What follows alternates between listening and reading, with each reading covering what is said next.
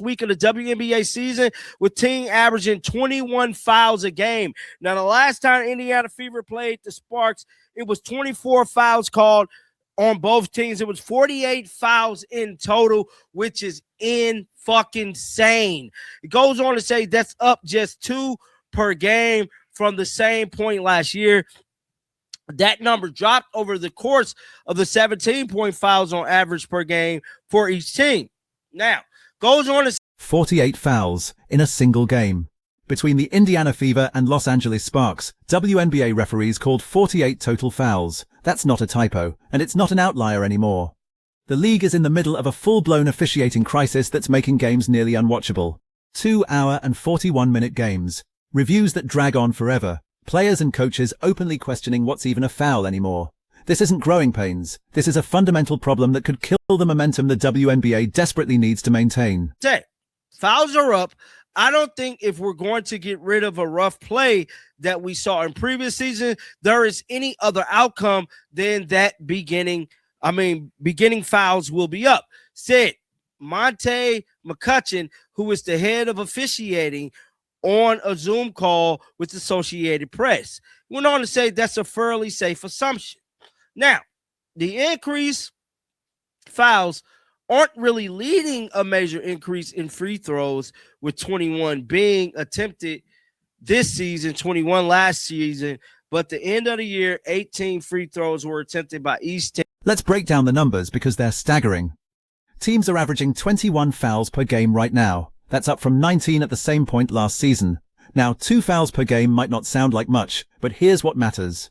Last season, by the end of the year, that number had dropped to 17 fouls per game. The refs ease up as the season progresses, and everyone finds a rhythm.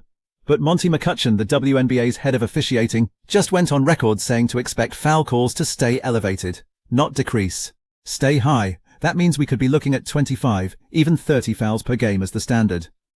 The Fever Sparks game wasn't an anomaly. It was a preview. Change in expectation, said Sue Bloch, who is the head of referee performance and development for the WNBA. When we drilled down the nitty-gritty, it came down to we needed to strictly enforce our current guidelines. So that's what you're seeing more, a more stricter enforcement of freedom of movement that will allow the game to open and the players to showcase their talents. I don't believe that's the case. I do not believe that is the case regarding WNBA refereeing right now. Here's what the league is claiming. Sue Birch, who heads referee performance and development, says they didn't change any rules. They're just enforcing existing guidelines more strictly.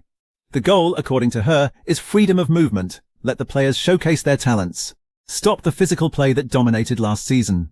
Sounds reasonable on paper, but watch what actually happens on the court. Caitlin Clark gets a technical foul almost instantly for showing frustration. Meanwhile, other players are jawing at refs with no consequence. The inconsistency is glaring. And when everything becomes a foul, nothing makes sense anymore. Hey, I don't know, but this is getting bad. Now, Minnesota coach Cheryl Reeve is on task force and knows it will take a little bit of time to get everyone on the same page. But she went on to say, obviously, we'll continue to work with the league on getting right, because we're not the only team sitting here wondering why everything is a foul. She stated, everything is a foul. New York Liberty overtime win over Washington went from 2 hours to 44 minutes. Increased fouls also led to a longer game. Then it goes on to say, Breanna Stewart stated, it disrupts everyone's flow. The game flow is completely destroyed. Breanna Stewart said it perfectly after a New York Liberty overtime game against Washington that took 2 hours and 41 minutes. 2 hours and 41 minutes for a basketball game. That's longer than most NBA playoff games. Stewart said it disrupts everyone's flow, and she's right. Think about what's happening. Whistle, free throws, whistle, review, whistle, more free throws. Players can't get into any rhythm. Fans at home are checking out. The energy in arenas is getting killed every time play stops for another ticky-tack foul call or a 5-minute review session. Minnesota Lynx coach Cheryl Reeves sits on the task force that's supposed to be working with the league on this. Even she's frustrated. She said it'll take time to get everyone on the same page, but then added this key line.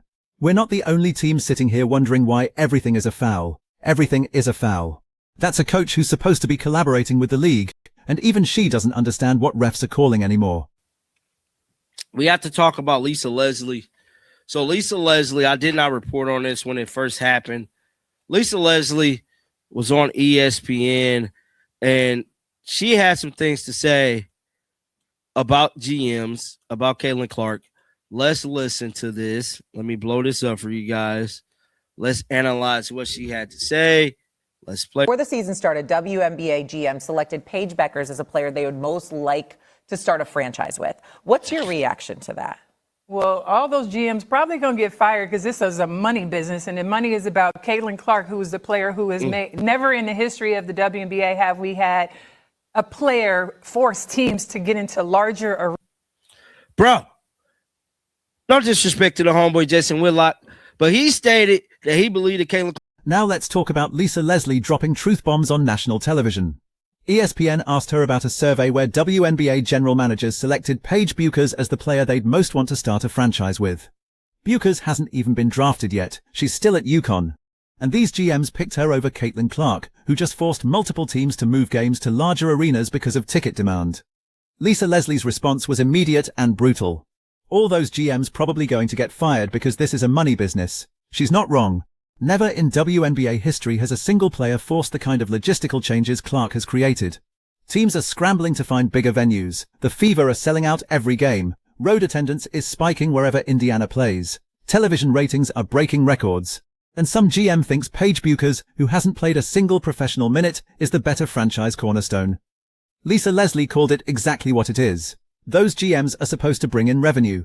Caitlin Clark is revenue. The decision writes itself. Clark hype is dying. I told y'all it's not dying. As long as Caitlin Clark got a large portion of America behind her, there's no way her persona will die. All she got to go out there and do, shoot a couple logo threes, average 20-some points per game, average a double-double, maybe triple-double.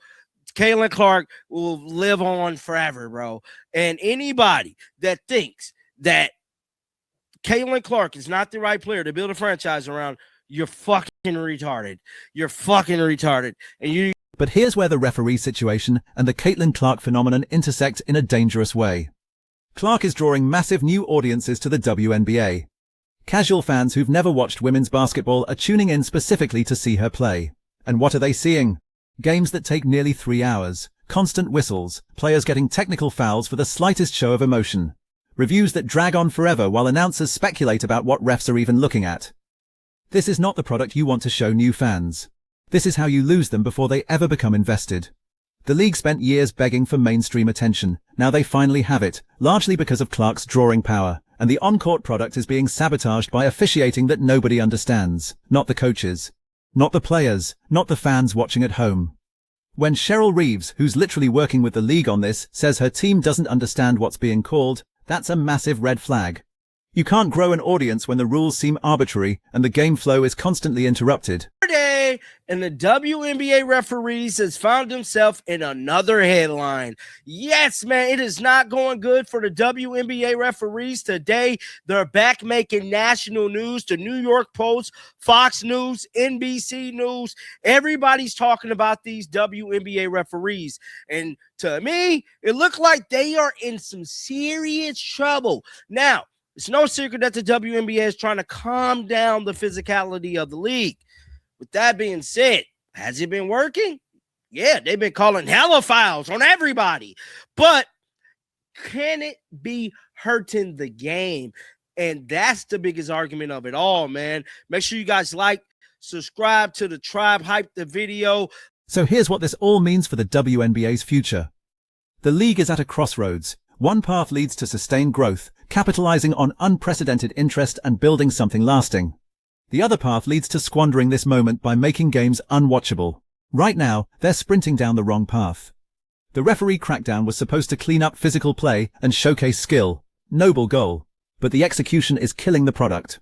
When games routinely stretch past 2.5 hours because of constant fouls and reviews, you lose casual viewers. When star players like Caitlin Clark get technical fouls for minor frustration while others get away with more, you create confusion about what the standard even is. When coaches on the officiating task force are publicly saying they don't understand what's being called, you have a credibility problem. Monty McCutcheon says foul calls will stay elevated. That's the plan. Keep calling it tight all season long. But nobody's asking the crucial question, at what cost? Yes, you might reduce some physical play, but you're also destroying game flow, extending game times to absurd lengths, and creating an inconsistent standard that frustrates everyone involved. The FIBA Sparks game with 48 total fouls wasn't fun to watch. It was a slog. And if that becomes the norm, good luck keeping the new fans that Clark and others have brought to the league. The Lisa Leslie moment reveals another layer to this. The disconnect between what WNBA executives think matters and what actually drives the business is stunning. General managers picking Paige Bueckers over Caitlin Clark in a franchise-building exercise shows they're not paying attention to reality. Clark is moving the needle right now. She's selling tickets, driving ratings, and creating buzz the league has never experienced. Bueckers might be great, she probably will be great, but she's theoretical. Clark is proven. The fact that multiple GMs missed that obvious reality suggests decision-makers aren't aligned with what's actually working. And that same disconnect applies to the officiating situation. League officials think strict enforcement will improve the product. Players and coaches are telling them it's making games worse. Fans are watching game times balloon and getting frustrated. But the league is doubling down, saying this is the new standard. That's not responsive leadership, that's stubbornness. Here's the reality check the WNBA needs. You finally have mainstream attention.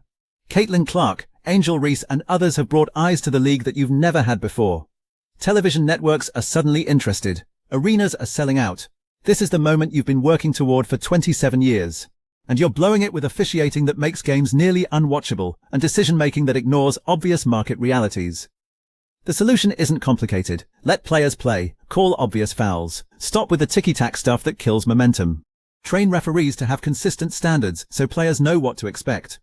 And most importantly, listen to the people actually involved in games when they tell you something isn't working.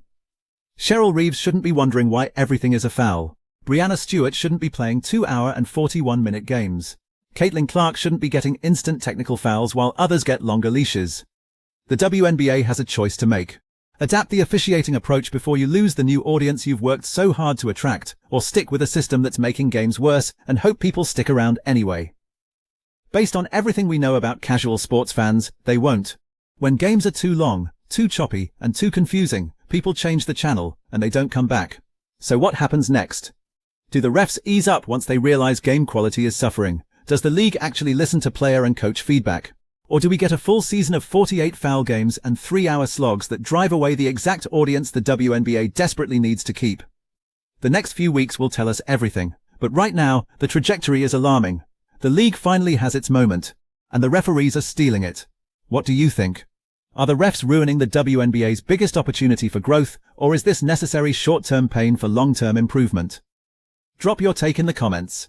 And if you want more honest WNBA coverage that doesn't sugarcoat what's actually happening, hit that subscribe button.